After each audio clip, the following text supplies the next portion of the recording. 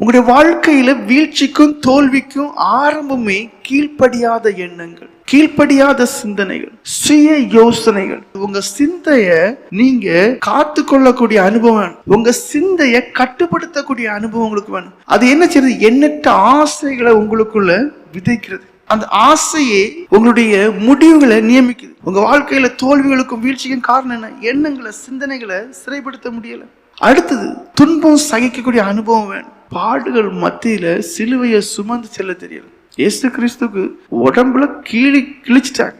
அதுக்கு பிறகுதான் சிலுவையே கொடுத்தது. சிலுவையும் செங்குத்தான மலையில தான் கொண்டு போக வேண்டியது இருக்கு. அவர் சுமக்க ஆரம்பிச்சார்.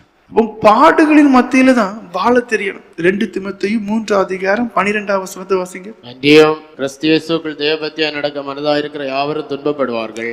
பாருங்க, துன்பம் பாடுகள் என்பது சொல்லும் போது தோல்வியின் அடையாளம் கிடையாது. நீங்க உண்மையா இருக்கிறதுக்கு அடையாளம் தான் துன்பம். சில துன்பங்கள் உங்களை அணுகலாம். மக்கள் உங்களை தவறாகவே எப்பவுமே புரிந்து கொள்வாங்க, தவறாக உங்களை விமர்சிப்பாங்க, நிராகரிப்பாங்க, வெறுப்பாங்க. ஆனா உங்களுக்கு தெரிய வேண்டியது எல்லாம் தேவ பக்தியாய் ஆத்மாக்களை ஆதாயப்படுத்த வேண்டுமே. ஆனால் துன்பம் எனக்கு வைக்கப்பட்டிருக்க. இப்ப என்ன ஆகுது?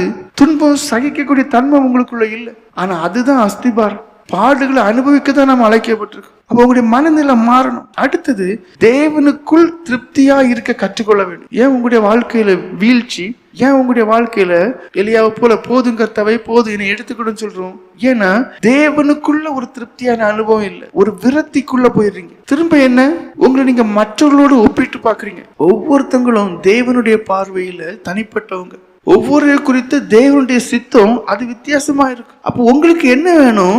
உங்களை குறித்த தேவ சித்தத்தை அறிஞ்சு உங்களை மற்றவரோடு ஒப்பிடக்கூடாது. பிலிப்பியர் நிருபம் 4:11 வாசிங்க. என் குறைச்சலினால் நான் இப்படி சொல்லுகிறதில்லை, ஏனெனில் நான் எந்த நிலைமையில் இருந்தாலும் மன ரம்யமா இருக்க கற்றுக்கொண்டேன். பாருங்க, மன ரம்யம். உங்களை குறித்த தேவ சித்தத்தை அறியணும். அதுல கஷ்டங்களும் நஷ்டங்களும் துன்பங்களும் வேதனைகளும் இருக்குமே. ஆனா சரி, தேவ சித்தம் பாக்கியம் சொல்லி திருப்தியா இருக்கணும். அந்த திருப்தி இல்லாதவங்களுடைய வாழ்க்கை என்னென்ன சம்பவிக்க தெரியுமா?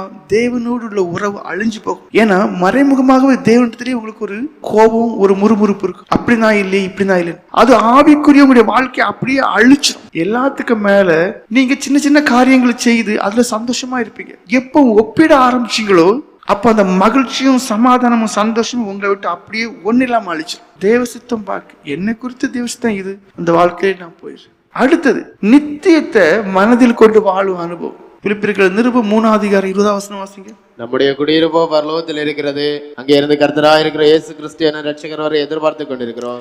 எனக்கு இடம் பரலோகம். அப்ப புகழையோ தனிப்பட்ட மகிமையோ தேடக்கூடிய ஒரு எண்ணமே உங்களுக்கு வராது. அவங்க வாழ்க்கையில வீழ்ச்சி வராது. பரலோகத்துல பொக்கிஷம் சேர்க்கணுங்கிறதான ஒரே எண்ணம் தான் அவங்களுக்குள்ள இருக்கு. நித்தியத்துல எனக்கு வெகுமதி கிடைக்குங்கிற நம்பிக்கையும் அவங்களுக்கு உண்டு. அதான் முக்கியம். அது பவுல் அப்போஸ்தலன் இருந்துச்சு. 2 தீமோத்தேயு 4:8 வாசிங்க.